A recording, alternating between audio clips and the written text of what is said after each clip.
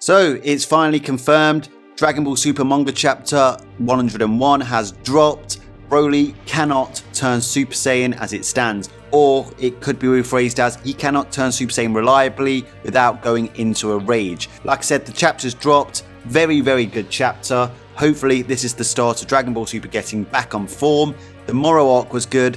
Granola arc was okay but felt like a bit of a drop off, but the superhero retelling was just not needed. Resources for a Cell Max are still there, stated by Carmine pretty much. The training on Beerus Planet, watching Vegeta, the Prince of All Saiyans, training of a Saiyan just hits different, kind of like when he mentored Kaba. The discussions between all the characters regarding all their power, and then of course the moment at the end where Gohan goes into beast mode and Goku shows up, which was a really nice touch at the end. But the main focus of this video is talking about Broly and the long-standing can Broly go Super Saiyan after the Broly movie theory. It has ultimately been answered. Now I know I did talk about this the other day when the spoilers came out, but there's always that risk that the spoilers could be misinterpreted or mistranslated, and then when the actual version of the manga chapter drops, that it isn't quite what it was. That rarely happens, but there's always that chance. So quickly, just before the complaints come in, there's going to be people down in the comment section going, Broly's not the legendary Super Saiyan. He is the legendary Super Saiyan. Viz literally stated that what Broly and Kale have is basically the same thing, and the manga has literally told us that Kale is the legendary Saiyan in Universe 6. She has her own unique transformation that is basically a demon Super Saiyan transformation that keeps growing in power till they ultimately self-destruct. Kaba revealed this to us in chapter 38. Broly is the same. Viz literally states that it's the same thing as what Broly has. Obviously Broly came a little bit later chronologically in the Dragon Ball Super storyline, but Broly is the legendary Saiyan. He has his own unique transformation that does the same thing as Kale's transformation, and he becomes the legendary Super Saiyan. So does the legendary Saiyan all of a sudden stop being legendary the moment it becomes Super Saiyan and it's a unique transformation that's stronger than all the other versions of Super Saiyans, despite it being in the tale that Saiyan comes along every 1,000 years and it's literally linked extrinsically to the demon version of that Super Saiyan? No, he is legendary Super Saiyan. I understand the movie termed it Super Saiyan Full Power, which can be true as well, but it doesn't mean that he isn't the legendary Super Saiyan that appears every 1,000 years.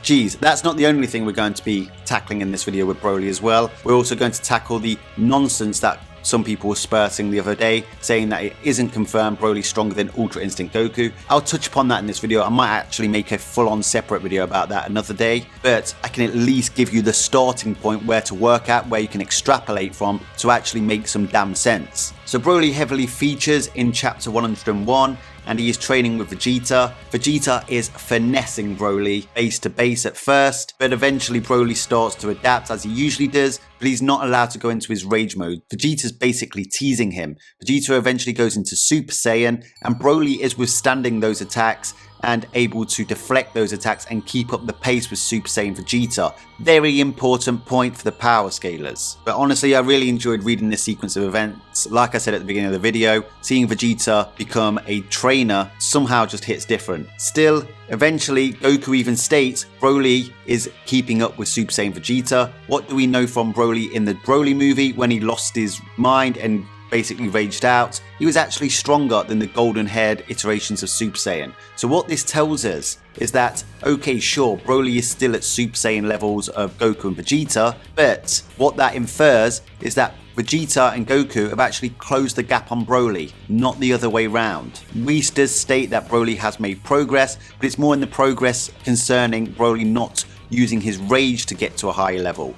The power Vegeta keeps referencing in terms of his true power and letting out his true power via rage is the power he would have seen before. In the last few weeks of training Broly, they've not seen this power because Broly cannot turn Super Saiyan. He calls it tricky. Now, I'm not going to say that means he cannot turn into a Super Saiyan, but he cannot do it reliably. He basically just becomes a berserker. Of course, if he catches you, he's very hard to deal with. You can't overpower him and he just keeps getting stronger. He has really good durability and his stamina is insane. And whilst he's a good fighter, I mean, he did go hand-to-hand combat with Gogeta, he still isn't at the level of Goku and Vegeta in terms of martial arts ability, like we saw in this chapter. Vegeta's finessing him. He's beating Broly up. So of course, The fact that Broly can't go Super Saiyan anymore, or Legendary Super Saiyan in his case, has been a theory for a while, and I have covered it on this channel before. But what really started off this theory and what made me start to believe this theory was very plausible was when I looked back through the history of Dragon Ball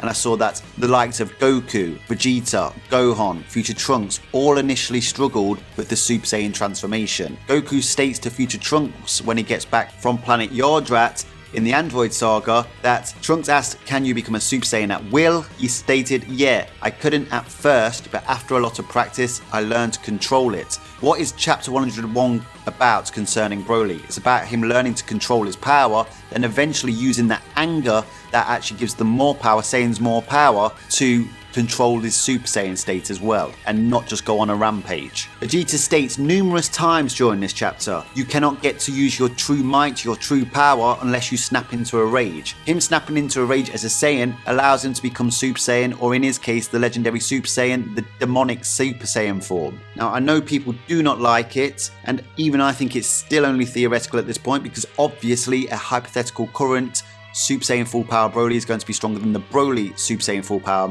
movie Broly, but the referencing of his power is largely coming from the power back then in the movie. During the Granola arc, it was about the race to become the strongest in the universe, but Broly cannot go Super Saiyan, so he cannot get to that level of power that he showed in the Broly movie unless he's somehow surpassed it at base, which is highly unlikely. Like I said, Goku and Vegeta have closed the gap on Broly because Broly in base was stronger than the Super Saiyan forms of Goku and Vegeta. Then of course, he can stack transformations from there. So for those people saying that he isn't finally confirmed stronger than Ultra Instinct Goku, we know that his Akari form puts him at God to Blue level. Super Saiyan puts him way beyond Blue level, to the point where he's competing with Super Saiyan Gogeta, who is likely 50 times stronger than a Blue level Goku and Vegeta. Then he has Super Saiyan Full Power, or Legendary Super Saiyan, to the point where he's taken multiple blows from Gogeta Blue.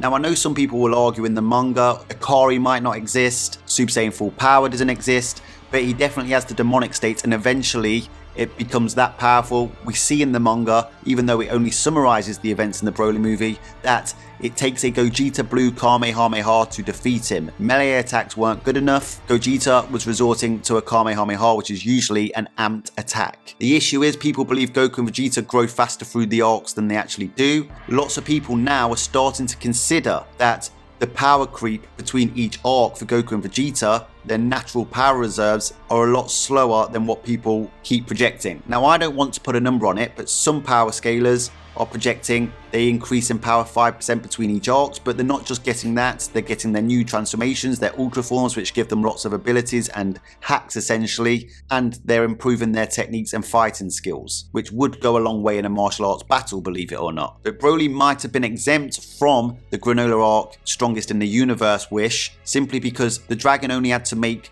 Granola and Gas the strongest character at that time. They didn't even have to make them that much stronger than that character, because to fulfill the wish, they only really have to make them a little bit stronger than the strongest in the universe at the time. I'm not once again going to put a number on that, but Granola and Gas weren't exactly one-shotting their opponents each time in the same sense that Black Frieza did to Gas and to True Ultra Instinct Goku and Ultra Ego Vegeta. So the difference was probably large, but not as large as it was for Black Frieza. So the point is, the growth between arcs is slower than we think, and I think that should be the major debate in the Dragon Ball community at the moment, about how fast these characters are actually growing between arcs. I would say it's a slow incremental creep, and the transformations are getting more refined, and their technical abilities are becoming better, but ultimately, Broly is a powerhouse that even post-Tournament of Power had the raw power reserves that was thousands of times that of Blue Goku. Has Goku and Vegeta equalized that gap in the space of a few years and a few arcs? Let me know down below in the comment section.